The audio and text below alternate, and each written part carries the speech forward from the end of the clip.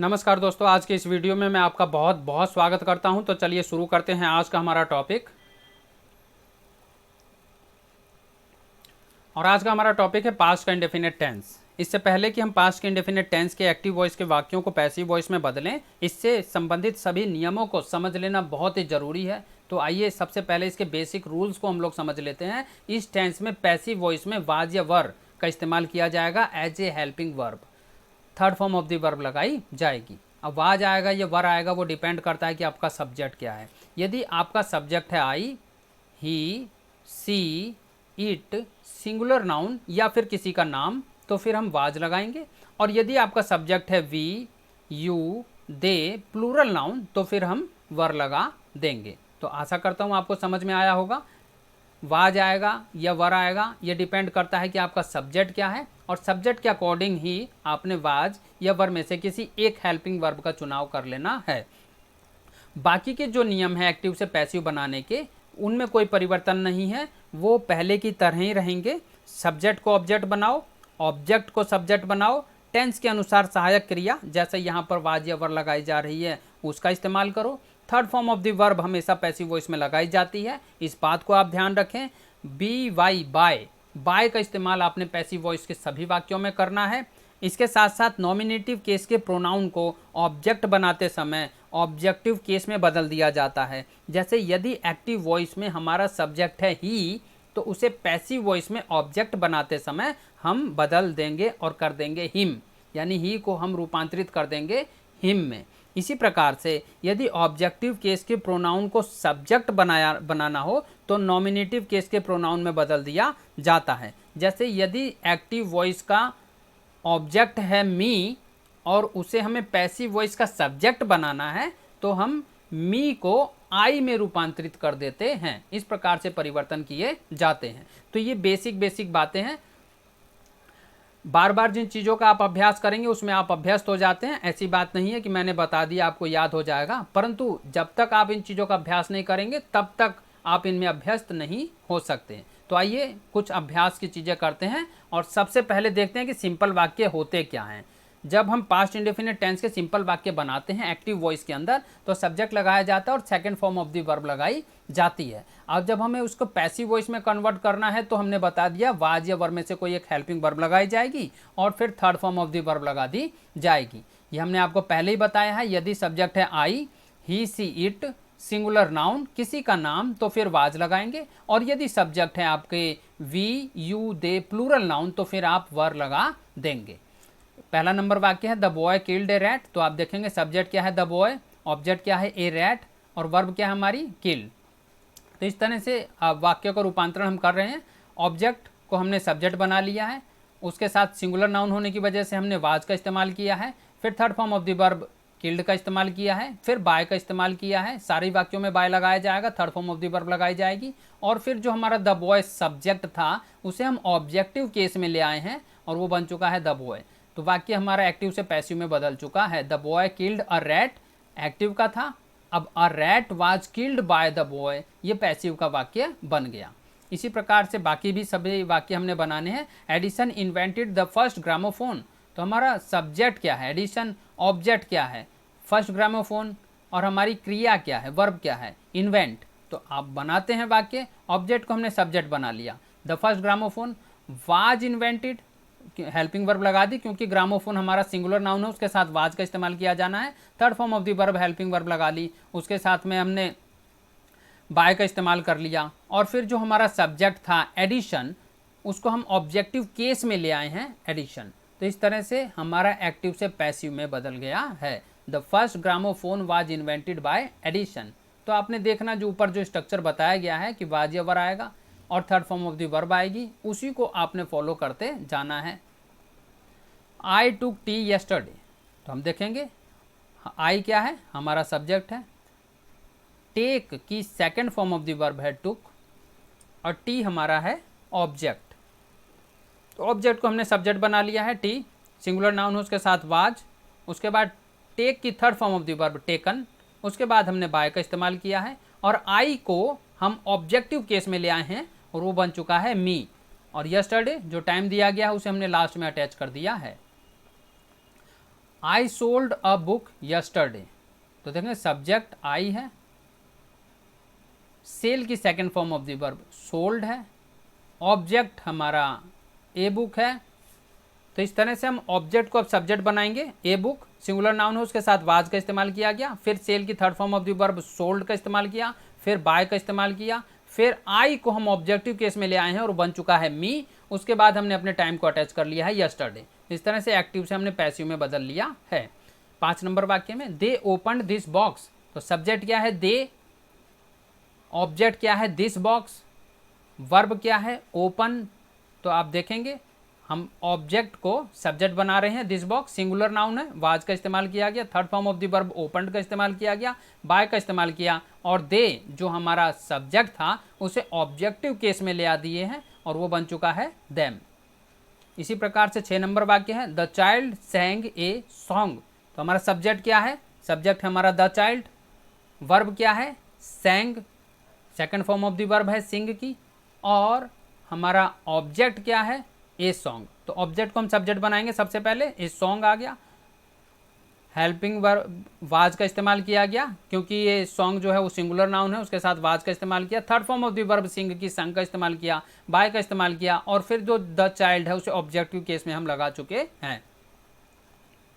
अब हम नेगेटिव की तरफ आ चुके हैं। इससे पहले कि हम इसके पैसिव वॉइस बनाएं, हम देख लेते हैं कि एक्टिव में क्या होता है। पास्ट इंडेफिनिट टेंस के जो एक्टिव वॉइस होते हैं उसमें नेगेटिव वाक्यों की संरचना करते समय स्ट्रक्चर हमारा ये रहता है कि हमें डिड नॉट लगाना होता है और क्रिया की पहली अवस्था का इस्तेमाल करना होता है। अब जब हम पैसिव बनाएंगे तब क्या करना है, वाज या वर्ब तो लगाना ही है, नॉट लगा देना है और third form of the verb का इस्तेमाल करना है।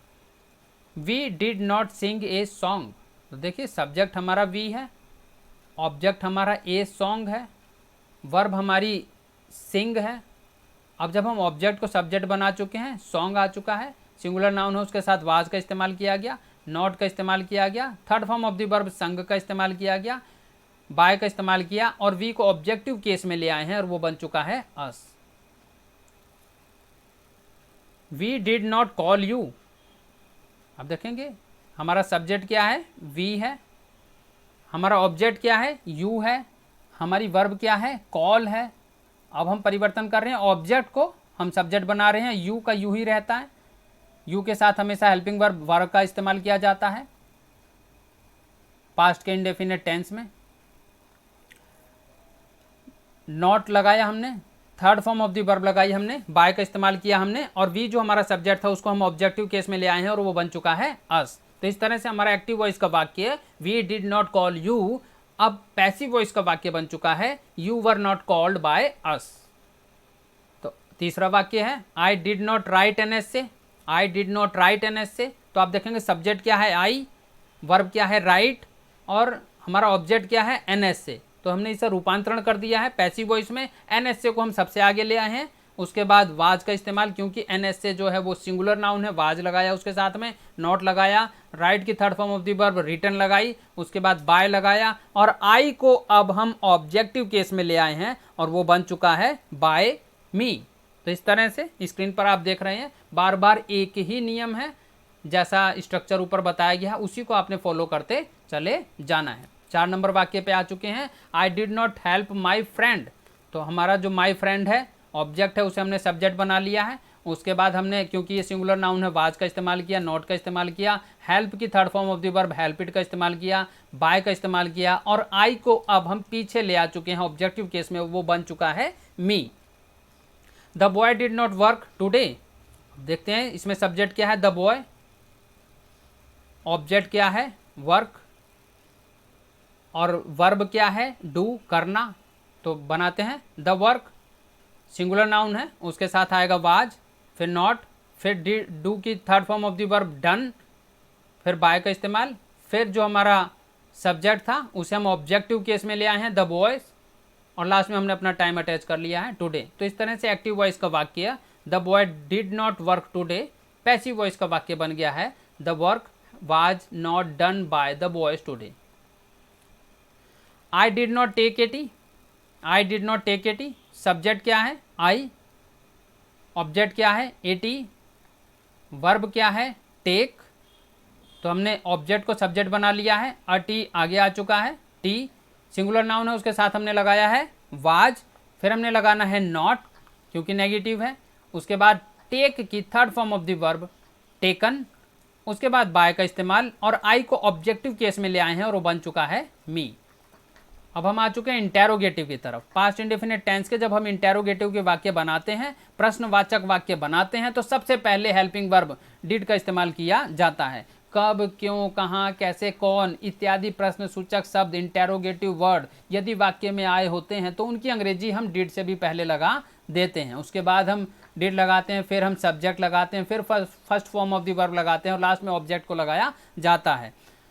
और क्योंकि ये प्रश्नवाचक वाक्य हैं तो सारे ही वाक्यों में चाहे वो एक्टिव का हो चाहे वह पैसिव का हो, लास्ट में प्रश्न सूचक चिन्ह क्वेश्चन मार्क भी लगा दिया जाता है।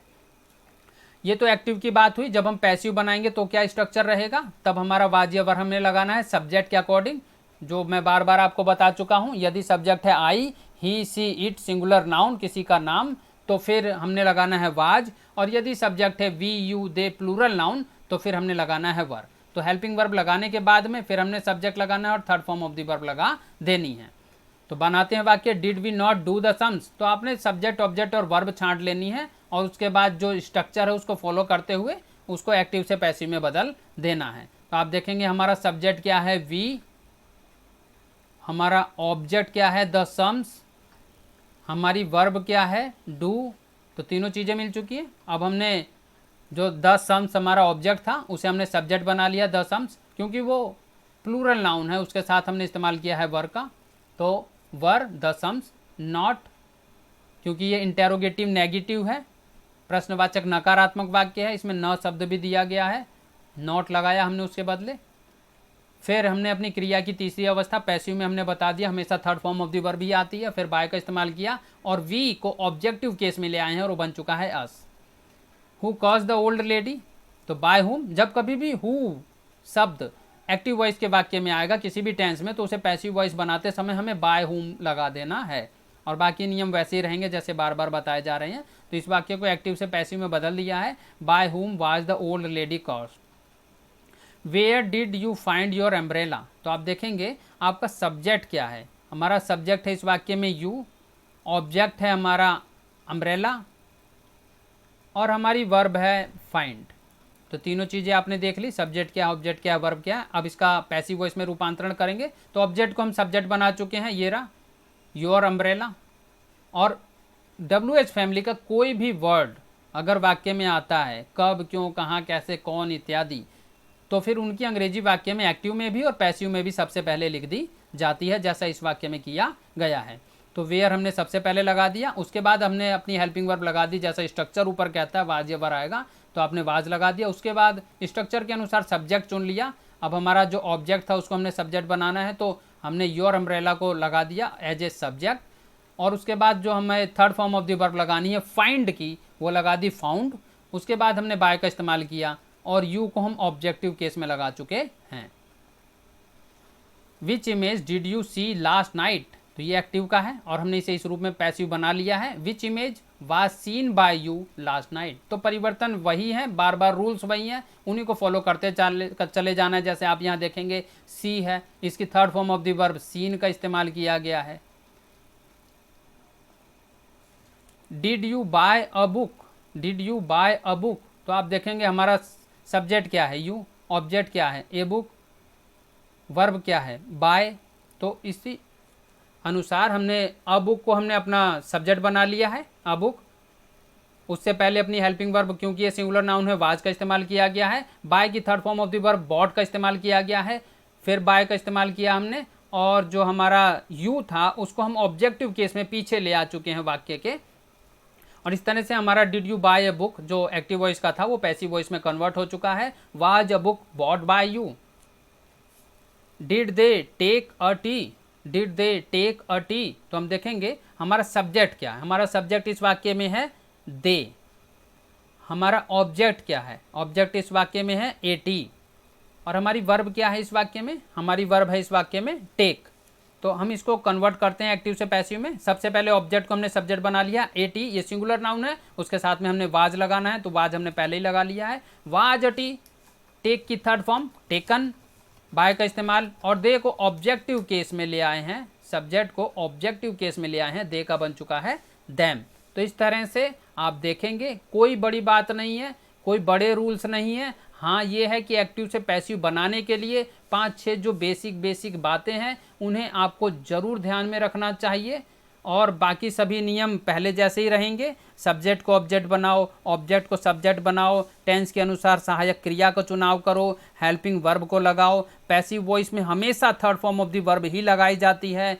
अब जो नया ऑब्जेक्ट बन चुका है पैसिव वॉइस में, उससे पहले बाय का इस्तेमाल करो। नॉमिनेटिव केस के प्रोनाउन को ऑब्जेक्ट बनाते समय ऑब्जेक्टिव केस में बदल दिया जाएगा। जैसे हमने बता दिया यदि आपका सब्जेक्ट है ही और उसे हमें ऑब्जेक्ट बनाना है तो ही का हम बना देंगे हिम। इसी प्रकार से ऑब्जेक्टिव केस के प्रोनाउन को सब्जेक्ट बनाते समय नॉमिनेटिव केस के प्रोनाउन में बदल दिया जाता है। जैसे यदि आपका ऑब्जेक्ट है मी तो आपने उसे सब्जेक्ट बनाते समय मी के बदले लिख देना है आई।